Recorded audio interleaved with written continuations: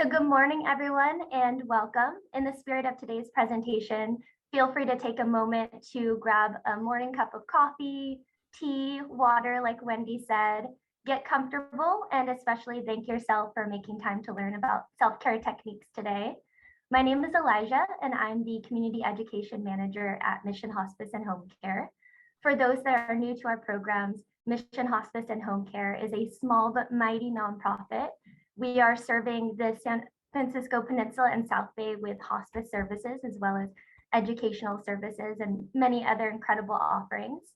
We're dedicated to helping people throughout the challenges of a terminal diagnosis, working with a team, specially trained nurses, doctors, social workers, spiritual counselors, and volunteers, address the physical, emotional, and spiritual needs of our patients and our families. Tax-deductible donations from the community support our exceptional care and education programs such as this, and help us serve people regardless of their medical coverage or ability to pay. So if anyone's interested in learning more about our services, you can visit missionhospice.org. And it's with excitement that I introduce today's speaker, Wendy Figone. Let me spotlight her here so everyone can see her. And I will do a little introduction. So Wendy has traveled around the country gaining expert level certification from John Barnes, the leading authority in myofascial release. Wendy is a yoga therapist, certified forest therapy guide, and compassionate ambassador through Stanford University. For the past 11 years, Wendy has been volunteering for Wisdom 2.0, which studies the effects of technologies on the body and mind. Additionally, she has been practicing meditation at Spirit Rock Meditation Center for the past 20 years. And her experiences include acting as a consultant and working with Stanford Research and Palo Alto Medical Centers, as well as working with various schools throughout the Bay Area. This unique combination of skills and techniques were learned and practiced along a very personal journey through chronic pain, which led her into the field of myofascial release. Wendy was put on a lifetime path to help others learn skills to decrease and manage chronic pain. And Wendy believes how we manage and view stress in our lives strongly impacts how we feel about our body. So with that, I will welcome Wendy to the stage and encourage anyone with questions to unmute themselves at the end during a Q&A, and Wendy will be happy to answer those. Thank you very much. So welcome everybody. I think the best way to start out is with ergonomics. I don't know if you've been doing a lot of Zoom yourselves, but so any prolonged position can wreak havoc on your fascial system. So some of the things I do when I'm going to Zoom or I'm going to be in a prolonged seated position, you could just get a pillow. I've got my yoga bolster and I put the yoga bolster on my lap so I can rest my arms, and then I have a pillow behind me. I've got these little squishy balls called all balls that I'm going to share with you a little bit more about how to use these. These are amazing. You can put them behind your upper back. And as you're listening or you're on Zoom, you can actually be doing a little bit of a back rub. And also, you know, it's the holding still, especially when we concentrate, we'll tense our muscles. But if you've got those balls back there, see, I'm making these little micro motions that really people don't have to necessarily know. And it keeps me from bracing when I'm sitting still, concentrating. And of course, hopefully everybody has their water nearby. I'm going to talk to you a lot about hydration. I'm a coffee lover. Coffee is a diuretic. So I play the game with me that if I have my coffee, I've got my water, double fisted.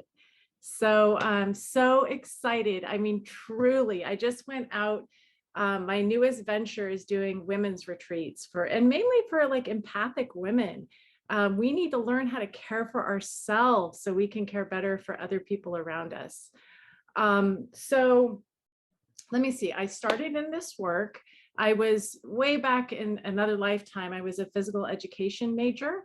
And what I got out of that is a love for movement. And really the nut of physical education when you're younger, especially, to be exposed to so many different kinds of movement.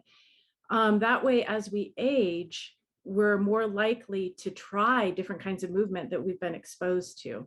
And I think most people don't have a really good education in physical education, but it's never too late to try new things with your body. And I went to this talk with all the pain management doctors, and they went through a list of all the medications. Do you know what, for pain, do you know what this medication does, that medication? And everybody said, no, no. And they said, well, neither do we. And then they said, the best thing you can do for any kind of chronic pain, and I would say emotional or physical, is movement, exercise. So, so I'm a physical education major, and I use that every day in my life and to support other people and encourage them to try new things with their bodies. So I raised 3 boys and was a stay-at-home mom for a long time. And during this time, I had an event where my lung collapsed. It's called spontaneous pneumothorax. And at the time I was in yoga school studying breath work, and my teacher said, this is great. And I said, excuse me? And he said, oh, you're gonna teach people how to breathe. And I thought it was ridiculous. And guess what? I teach people how to breathe. So, that's another thing. I think that life guides us when we have these events. A lot of it is perception, how you perceive these events.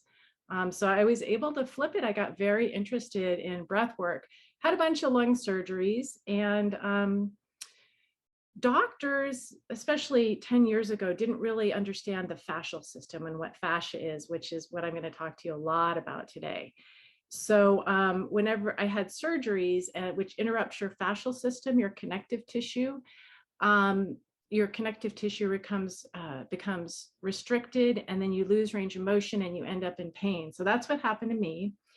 So I'm studying a lot about breath. And then I found John Barnes' son, Brian Barnes, who is in San Francisco, who's unfortunately no longer with us, and went to him and said, I've tried everything for my chronic pain. And within 3 sessions, he got my pain way, way, way, way brought down. And then ended up working for him, going through all the trainings, learning about my fascial system. And I was fortunate enough to have a mentor who really believed in educating people about their fascial systems. So the great thing, the thing I hate and the thing I love about myofascial release is that it's expensive. I don't like that. I don't like the fact that you have to have a lot of money to get this work that is phenomenal. So I scholarship people, but you can get your own myofascial release tools and really learn about yourself, where you embody stress, and self-treat. Not only save a lot of money, but save a lot of time. So when I get tight, every day I check in with my body. And so right now it's this shoulder, because I'm constantly internally rotating the shoulder, but I know how to get the pain out of the shoulder within about 15 minutes, sometimes a little bit longer. So that's what I do, is I teach people about their fascial systems and how to immediately dial down your own pain.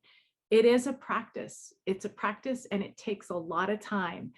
People in the Bay Area overwork. We know this. We're in a stress bath, and we don't know how to get off the treadmill long enough to care for our bodies.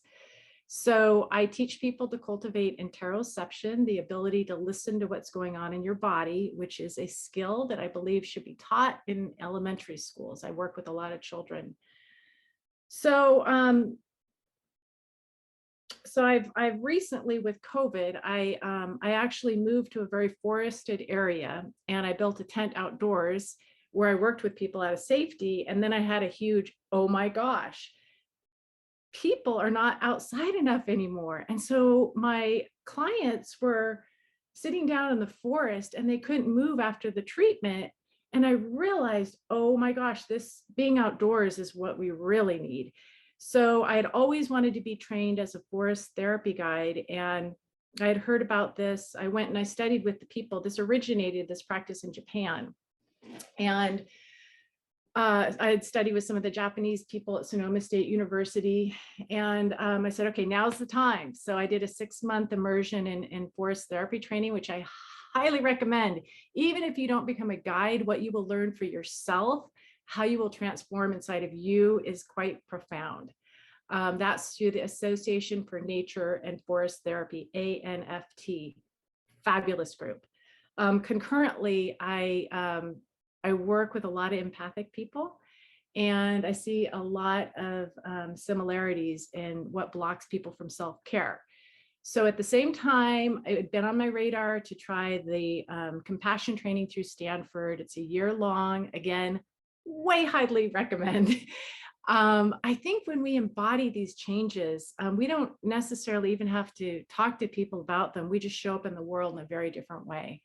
So I believe that self-care is driven by self-compassion, and self-compassion is a practice. It's a regular practice. And so that's pretty much what I do. I would say I'm a wellness consultant for people.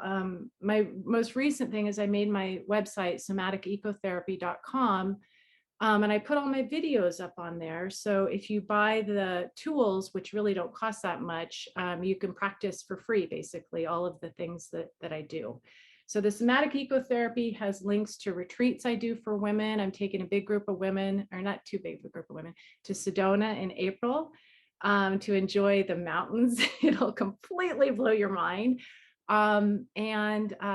This next weekend, I don't know if you're available, Friday and Saturday, I'm working with a small group at a place called Refuge in Carmel Valley. And even if you can't come to my retreat, go, because it only costs, I think, $60, and it's in Carmel Valley. You will get so relaxed. It's outdoors. You won't even know yourself when you leave. So I bring women there and I spend 2 hours. I bring all my tools and I get you super in your body, and then you do the baths.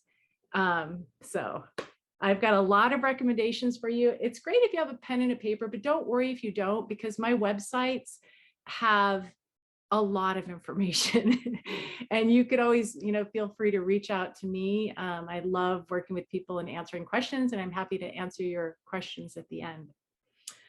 All right, so let's talk about connective tissue, fascia. About 3 years ago, fascia was named the new organ in the body, which is a huge deal. Doctors, just like nutrition, doctors really aren't trained in fascia. What they do with your connective tissue when they're doing dissection is just throw it away. That doesn't mean anything. That's just the connective tissue. As it turns out, doctors finally understand connective tissue is everything. Your muscles are made up of connective tissue. Fascia is collagen and elastin fibers that are bathed in a very viscous fluid substance called ground substance. So whatever, you can think of your fascia sort of like spider webbing that wraps throughout your body down to a cellular level. Whatever we do with our body with repetition, like if you're typing all day, that will restrict the fascia in your hands. So it's repetition or prolonged positions. So holding our cell phone and leaning our head forward will get your hand. When I work with people, I have them on the floor.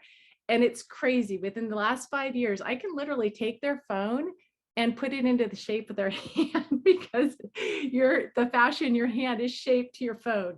If that's not scary, I don't know what is. So prolonged positions. When you're hunched forward, your head weighs about 10 pounds.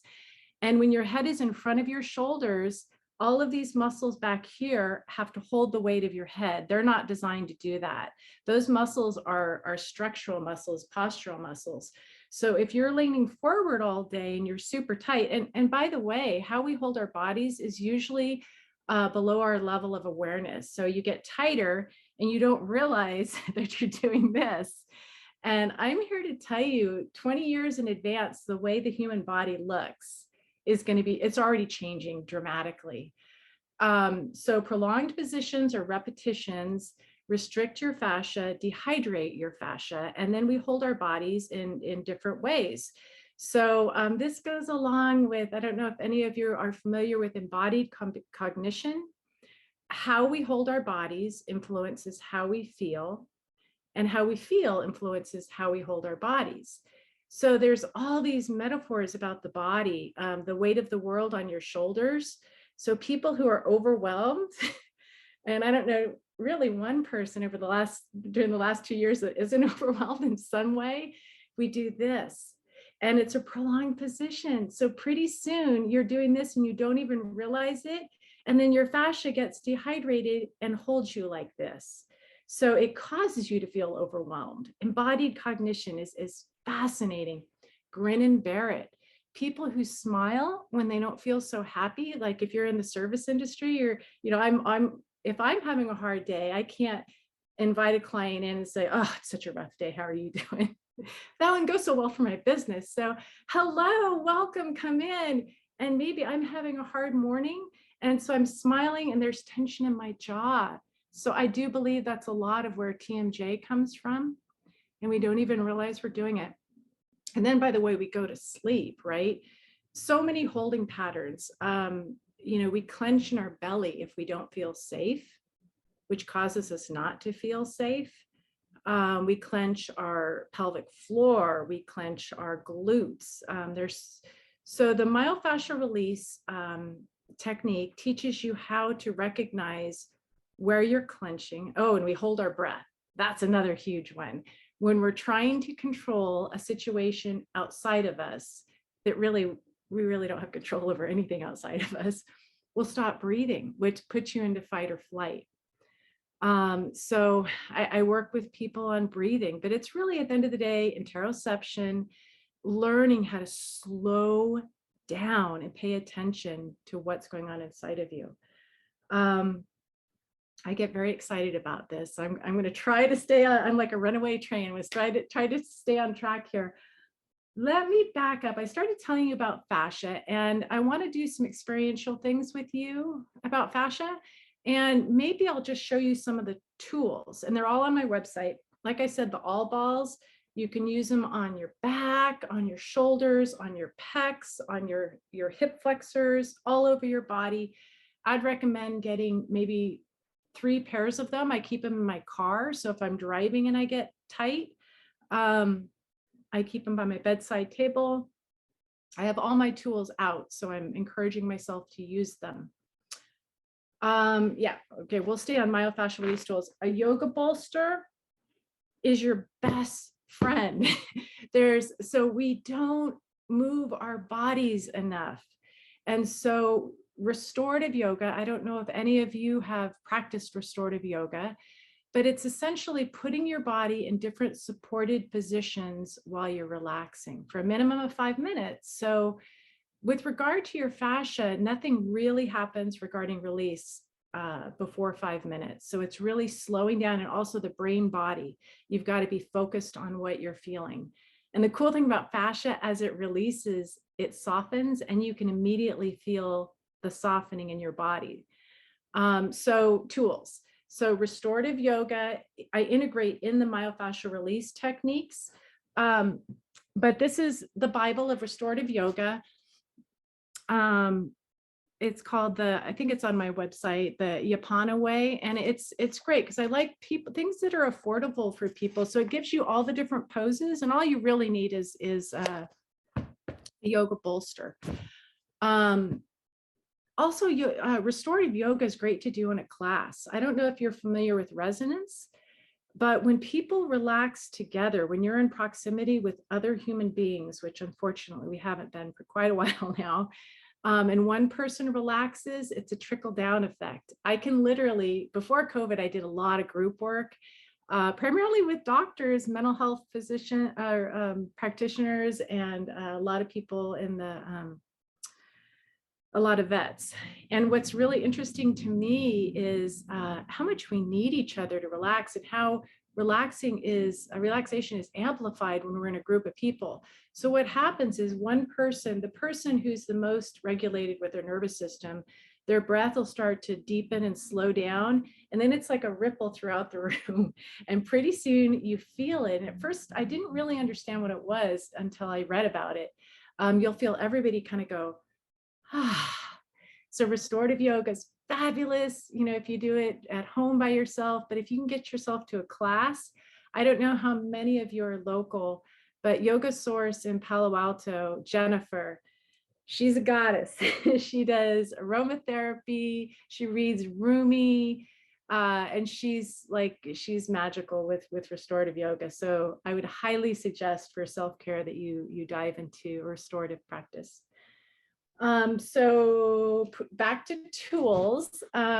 Okay, so when you get anxious, And you're just starting, and this is interoception. A lot of times we don't even notice that we're anxious until we're in full-born fight or flight. Ugh. And part of this work is fabulous because you can actually watch real time. Oh, I'm starting to feel a little funny in here. And oh, I think that's anxiety. And if you can treat it then, it won't blow up on you. And that's interoception. We don't realize how we can't see ourselves unless you train yourself dropping into anxiety. So on those times where I feel myself like, oh, I'm feeling a little anxious, a couple things really help. I will do some diaphragmatic breathing. When you breathe low and deep down into your belly, that triggers the parasympathetic nervous system, slows down heart rate and blood pressure, and gives you a huge immune response. Diaphragmatic breathing is huge. Your diaphragm really is, I think, one of the most important muscles in your body. It's the unsung hero. If you have a weak diaphragm, maybe because you've been breathing short and shallow in fight or flight for a long time, the muscle can't do its job. So when I talk to people about diaphragmatic breathing, I'm talking about diaphragmatic strength training. You know, you just like if you went to the gym and wanted strong biceps, you would go for a long time and work your biceps. Same thing with your diaphragm, that muscle that governs your immune system and your nervous system. Super important muscle. Okay, so back to, I'm feeling a little anxious. Diaphragmatic breathing will take the edge off. I've got a little necklace. I don't have it on now. It's called the shift necklace. And I wear it when I know I'm going to be kind of ramped up and probably breathing too much in fight or flight. And it's a beautiful piece of jewelry, but you blow through it to slow your exhale. And wearing it around my neck reminds me to breathe. It's called the shift. Fabulous gift too, to remind people we love to breathe. So that's how, if I'm just noticing anxiety, now that's what I do, breath. Now, if I'm in like mode and I've been in fight or flight for a long time and I'm just realizing it, breath work doesn't, in my humble experience, doesn't really help a whole bunch because you're already full blown. What does help, this is my 1-2 combination. Okay, so Shakti mat, it's called the bed of nails. These are sharp. Yes, they hurt.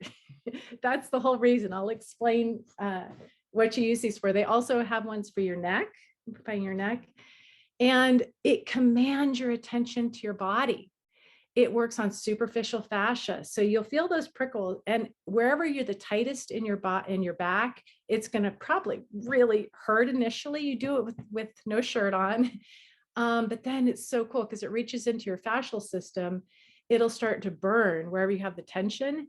And then you breathe into it, you relax into it. So it hijacks you into your body. So if you're in your body, you can't be spinning with anxiety, with thoughts. It forces you into your body. You'll feel your back get warm and soften, and the relaxation response kicks in. So if you ever have a panic attack, I work with a lot of people that get them, and a lot of tools for that. But the Shakti mat's my favorite. And the 1-2 punch, these are over the ear headphones and noise canceling. So you kind of need to have them. And I don't know if any of you have heard of Binaural Beats. Binaural Beats. You can Spotify it. I use the nature ones. Binaural Beats, there's so much science behind it. They're sounds that put your brain into stop thinking mode. So I'll put on my binaural beats and I'll lay on my Shakti mat with my legs over my yoga bolster. And I've never had a time where that can't get me super relaxed. Great thing to do before you go to bed. And at this juncture, I will say, if you're living with other people in your household, I get so many people are like, oh my gosh, fix my husband, fix my son, my daughter, they're so stressed out.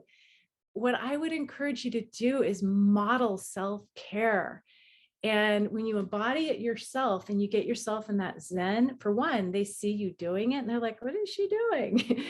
But then it encourages them to use the tools. And when you're relaxed, then you can be available to the people you love. So my youngest son used to get panic attacks, And what I learned really quickly, because we kind of feed off each other, both of us have a high, I don't want to say high anxiety, but both of us are very stimulated. So whenever he'd get anxiety, I would actually do my breath work or calm myself down. Then I'd literally sit down next to him. So close proximity with him. And I was in a relaxed state. That's the biggest gift you can give someone. Take care of yourself. Because if you're in fight or flight, you're really, people feel that. People feel that. So being an empath, think about this. That's why this work is so important. I know you love the people you work with.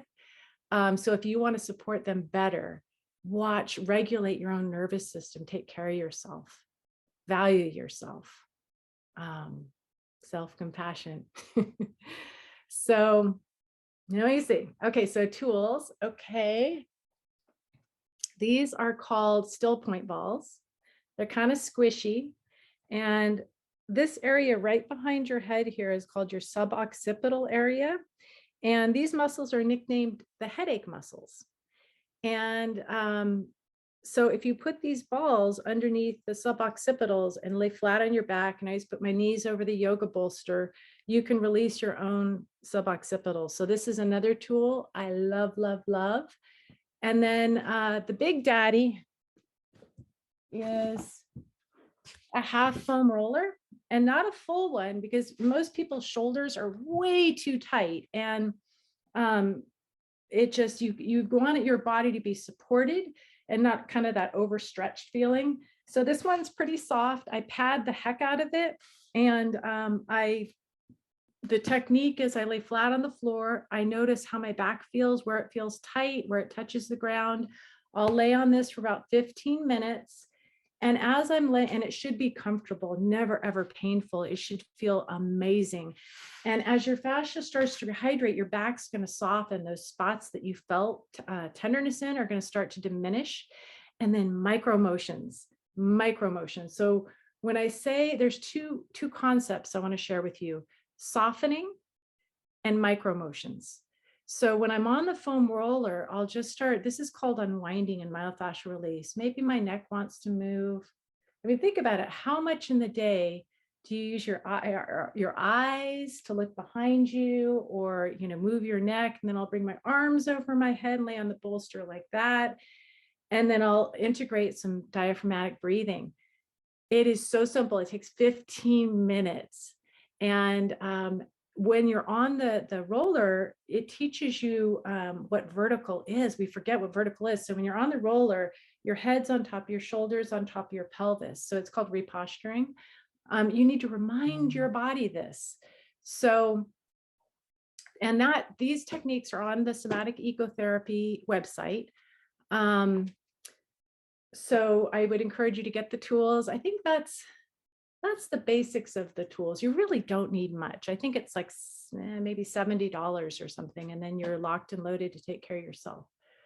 Trying to think. I think that's all I want to say to you about fascia. And then I will mention eyes. Okay, so in the last 2 years, I'm noticing my clients, everybody's coming in, my eyes hurt.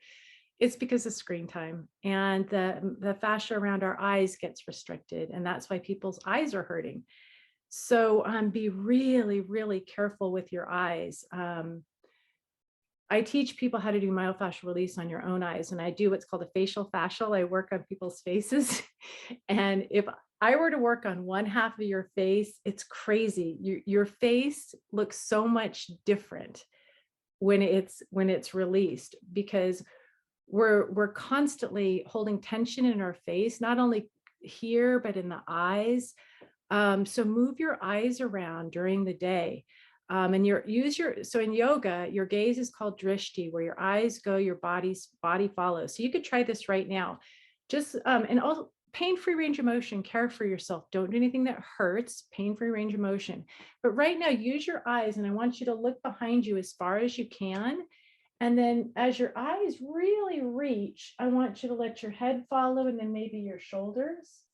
And don't hold your breath while you're doing this. Notice if you're holding your breath, and then do it to the other side. So sit up nice and tall, let your eyes go all the way behind you. And then come back to the center. So throughout the day, move your eyes around. The other thing I didn't mention to you, I don't know how much everybody Zooms, but really be careful you're at eye level with your computer, because when your computer's too low, your eyes have to look down and your head will look down. Best thing to do is have somebody photograph you when you're working. It's horrifying, I will tell you. Or when you're walking. I did massage school. And when I was in massage school, one of the things they did is they photographed us walking. We have in our brain how we hold our bodies and how we move. And it's just not true. And how I was walking was like this, because I was really stressed out going through a divorce. And it was, so have people videotape you and, just be playful and non-judgmental with yourself. But I think you might learn a little bit about yourself with that.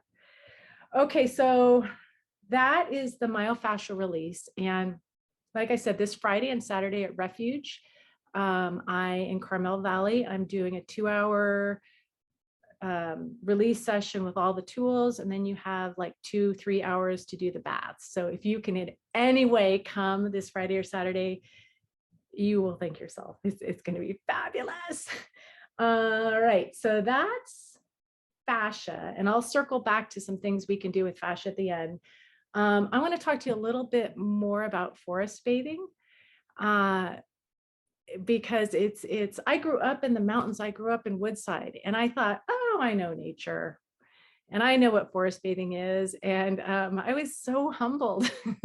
I learned so much in this training. So in Japan, when tech hit in Japan and people were literally committing suicide because they were overworking, which we're not far behind them, right?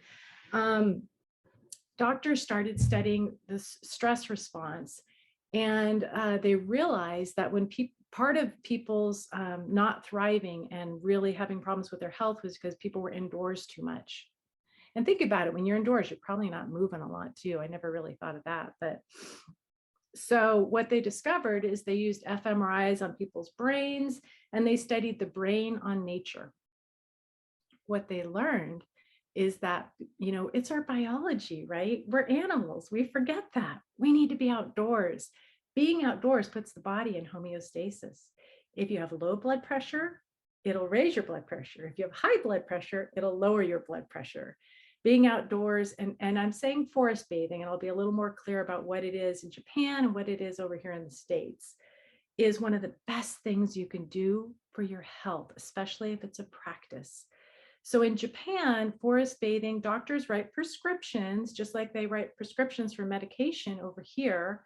And they'll have healthcare workers take your blood pressure, stress hormones before you walk through the forest. Then you have, they'll do yoga in the forest, meditation, movement, activities. And then they take all the vitals afterwards. And it's crazy, the difference. So they've proven that this really impacts your health. And the cool thing is it not only impacts your health while you're doing it, but weeks and weeks later, those numbers are still influenced by so if you can imagine, if you did this on a regular basis, what would happen with your health. So over in the States, let me just back up. I got to walk through Armstrong Redwoods with one of the Japanese women that does forest therapy over there. And oh my gosh, this is when I really learned what forest therapy was. We were walking through this beautiful redwood forest, and you don't realize how much you don't pay attention. And she goes like this, and I look at her, and she goes, listen, and you hear this bam, and a part of a tree fell pretty close to us. And my body was just kind of shaking. And then she did this again. She's like, smell. And I had never had that experience with that scent before. And how it made me feel was so vital and alive. And so that hooked me. And so signed up for the forest bathing certification, which in the States, it's very different. So over here, it's really mindfulness in nature. So first of all, you learn about the history of the land. It's about reverence for the land. This is about hold on. oh God, here we go. Reciprocal relationship, reciprocity with nature. So, we're here conditioned to take from nature. What can nature give me? Our planet is not going to stick around if we can't figure out what we can give our planet. And so it's really relational therapy with nature, developing reverence for nature. I'm also a tide pool docent, and I got really quickly, conservation comes from relationship with nature. Like, I love bringing children out to the tide pools and their parents, and just helping them get to a place where they discover a sense of awe. Because if you really love the place you are, you're not going to want to litter it, or you're going to be much more open to conserving. And, if we're going to save nature, we're literally going to save ourselves for future generations. So forest bathing is about reverence for nature, learning your land, learning about who came before you on your land. And then what I do with people is called an invitation. So I live in this forested area. And so an invitation is drop into one of your senses. So nature will give everyone sometimes a different invitation. I take people out to these beautiful places around here, and I'll say, what's catching your attention? And maybe it's the shadows for one person, maybe it's the breeze for another person, and then stay with that sense for 15 minutes. And so I built a little hammock in my forest where I practice this, and I still practice it. And it's crazy what happens. So some mornings I'll get in the hammock and I'll see the shadow, and I'll say, okay, I'm going to stay with that. And then my brain does what our brains do. And this is what drives our behavior, our brains. And those are the mornings I'm so grateful for, because I'm like, really? Really? And then, nope, come back to what you're focusing on. Come back, come back, come back, come back. And some mornings it's literally arm wrestling. And some mornings I'll go down there and I'm like, oh, bird singing, 15 minutes. But the times that I'm arm wrestling myself, if I can really stay with it, I had this huge epiphany of feeling my body go, ooh. So when you can calm the brain, the body will follow. When you can calm the body, the brain will follow. So I call this top down or bottom up. And I work both ways with people. I teach you through meditation and mindfulness in nature, forest bathing, how to control this brain. Because, well, I'll segue into one thing. I'm finishing up a training through Stanford. It's called Positive Intelligence. And it's a mindfulness training. And what I've learned from that, I'll actually share something that you can use from that. Our brains are so much in the future and worrying. We have a bias for negativity. We tend, the way our brains are wired, the negative thoughts stick with us, not so much the nice ones, but you can rewire your brain. But so we go into worry and going and catastrophizing the future. And that's so awful. It's so hard on your body, because for one, usually those things don't even come true, but it puts you into fight or flight. And, it takes you out of your locus of really control of what you can do in the current moment. Or we ruminate, right? We go back into the past, woulda, coulda, shoulda, and regurgitating things. And both of those places play havoc on your nervous system and your immune system.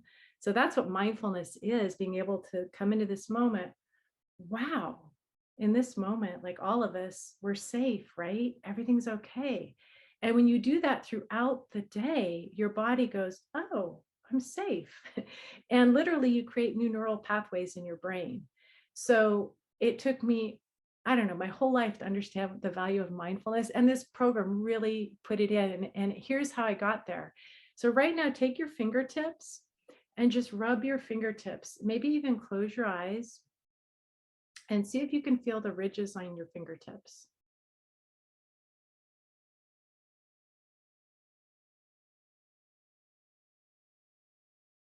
And then maybe just take a deep belly breath.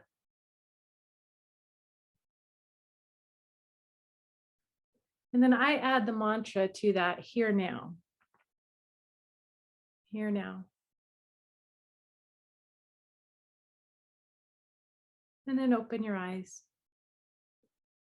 So it's that simple, and then do that throughout the day.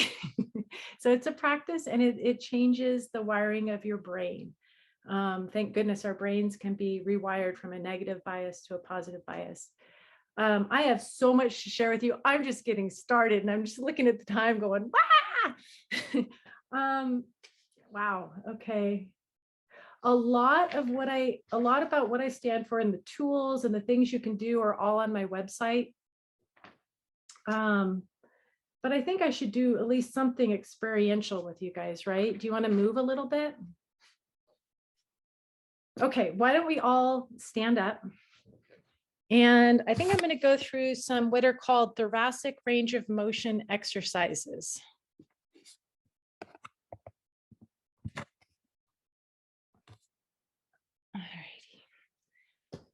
Okay, so before we do thoracic range of motion, do this with your hands. So this is called jiggling.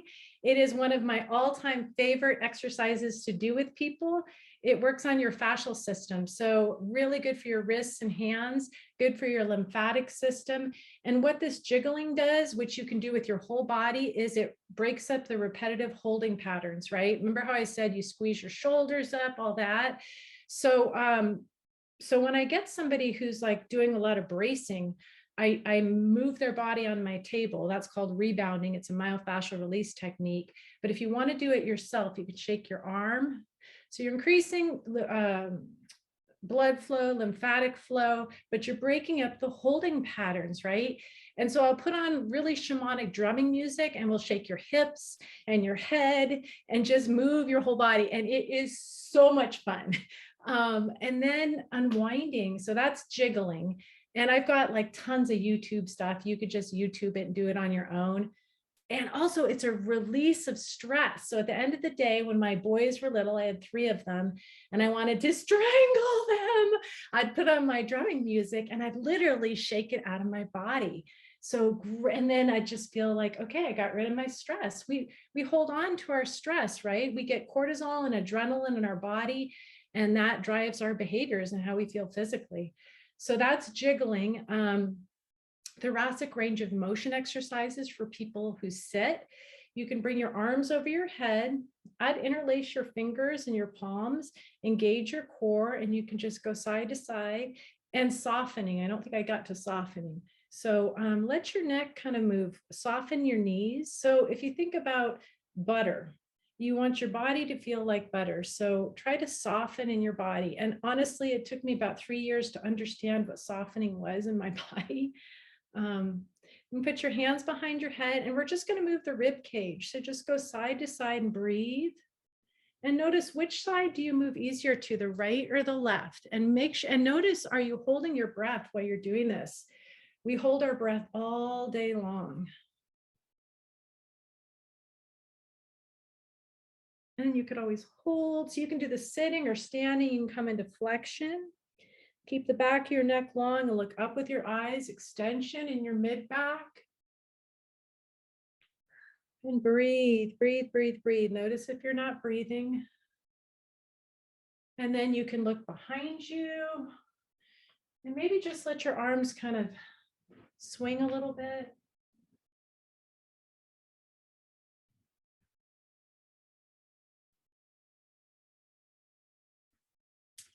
Okay, I think I want to, that's just a teeny bit of movement. I'm going to bring you over to my inversion table.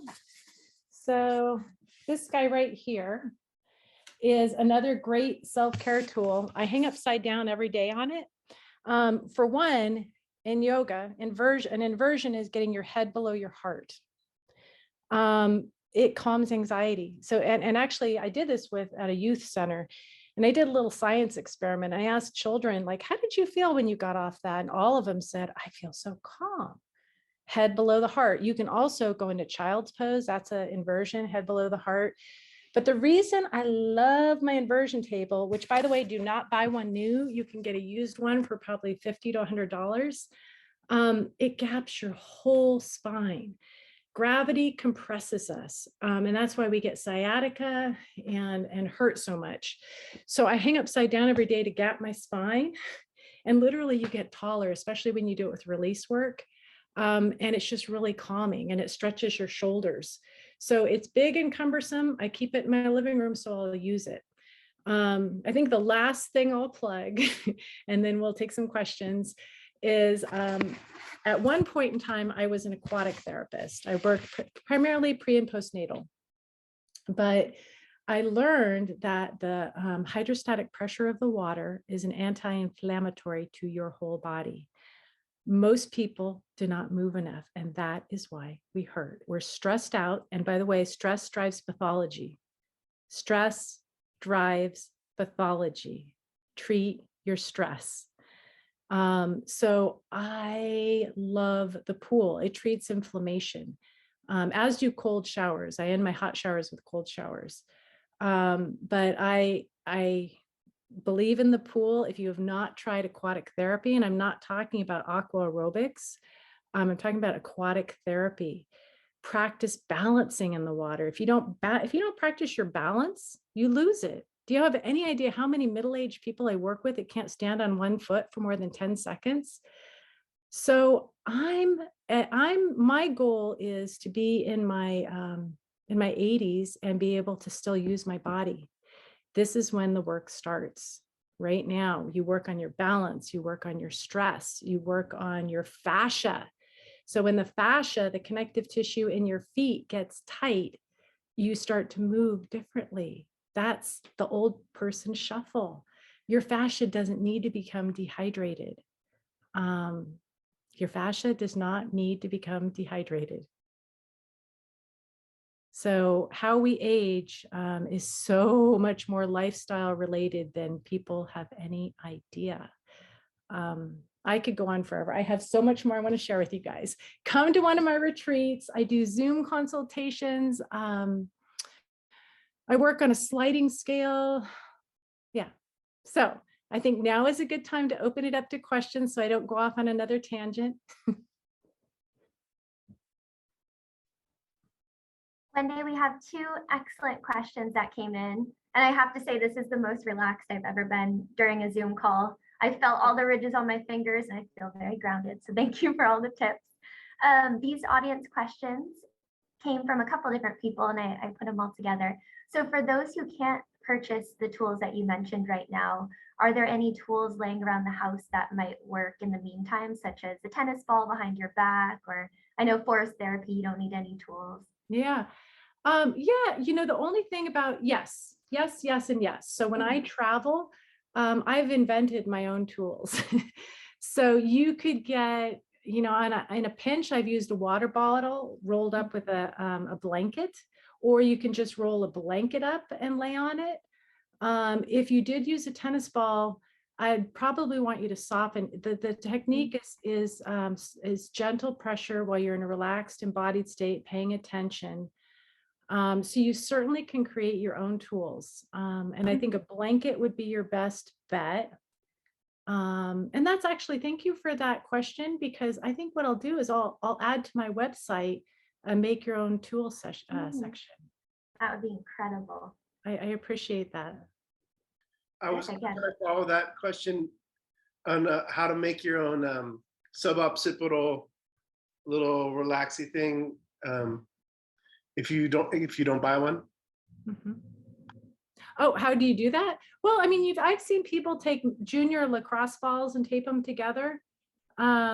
But then again, softer pressure's better, but you can absolutely get creative. But it's hard for people to make their own tools when they don't understand how important the gentle pressure is. But the truth is, if you use too much pressure, you're just going to end up sore and you'll realize, oh, that didn't work. So you're always going to just want to take the pressure off. It's really gentle pressure as the tissues relax. But I will make that video. I'm excited for it. We have another great question from the audience. So we have a lot of caregivers in the room, a lot of people who spend a lot of time in the car, and they're all wondering, what are some quick and easy techniques or tools that you can use while on a quick drive in the car, in between seeing patients, etc.? Oh, lots of good stuff for that. I travel a lot in my car. In fact, I just got back from Oregon. I carry a jump rope in my car. And I had to relearn how to jump rope. However, I got it from watching somebody. It's great for your lymphatic system and it gives you some quick movement. So I use my jump rope in my car. One of my mindfulness hacks is I've trained myself when I get in my car, don't start the car right away.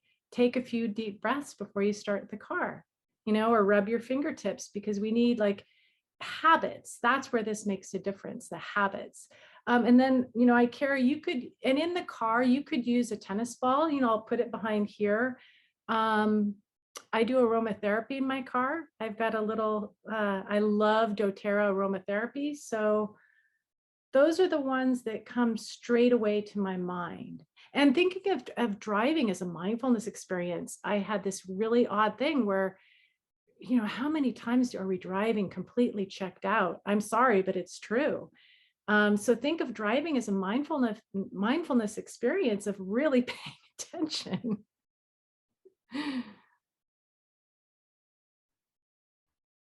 That runs through all the questions I have on the queue, but if anyone wants to unmute themselves, feel free to ask a question, or you can throw it in the chat and I'm also happy to ask Wendy.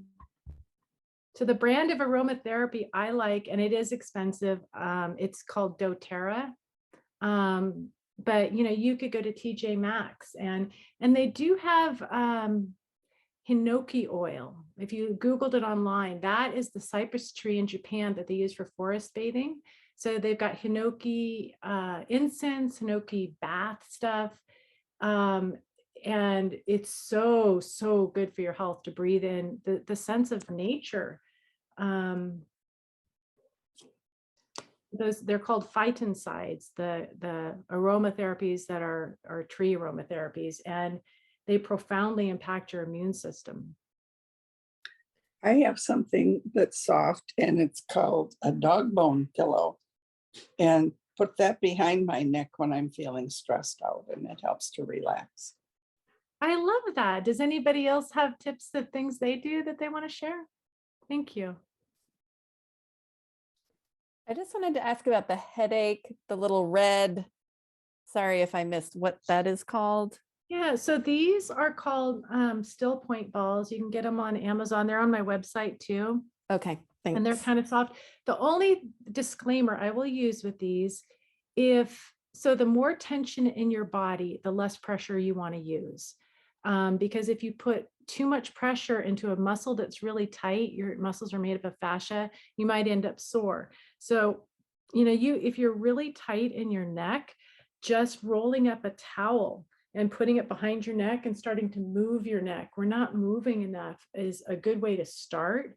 So, if anything, just, in the middle of the day, I tell people this, just lay down on the floor, put some pillows under your knees, put a pillow underneath your neck and just move your neck and do some diaphragmatic breathing. That doesn't cost a dime and can make a huge difference. I finally got my oldest son to get off the computer because he hurts if he doesn't do it.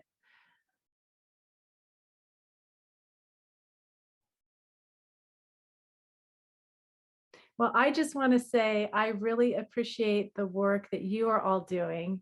And I don't think that I found this group by coincidence, because now I found a place that I can get trained to volunteer in hospice. So grateful that there's human beings like you guys in this world to care for other people. Thank you for your work. And we need human beings like you to refresh us so we can have longevity in our careers. Thank you. And so as it turns out, we need each other. And that's what we're forgetting. That's what this world is forgetting. We need each other. Thank you. I 100% agree. Thank you so much, Wendy. I have my list in my head. I've written some things down. I'm bringing these back to my desk. I'm not sitting down for the next 6 hours and not moving. So I have tools, I have techniques. Awesome. And I hope everyone else is walking away with some as well. Thank you for joining us. And then for everyone who's on the call, you will be receiving a post-evaluation. So if you have any feedback, if you want to share what you've taken away from this experience and this presentation, we would absolutely appreciate that. And we hope you all join us for a future presentation. This is recorded. It will be on the Mission Hospice YouTube page, probably in about a week or so. And then within that post, all of the websites that Wendy has mentioned today, we will try to include there as well. And then we do have one comment. Can you repeat the website? So I will throw Wendy's website in the chat right now before we wrap up. And then again, that will be included on the Mission Hospice recording. Perfect. Well, thank you so much. Could I throw in one last thing that I Please don't do. want to forget? Two of my favorite meditation teachers, and it's free. One is spiritrock.org, and on Monday nights, Jack Kornfield, who's the founder, is beyond phenomenal. He talks about timely issues, coping techniques to living in the stressful world. Highly recommend. It's donation based. And the other is Rick Hansen.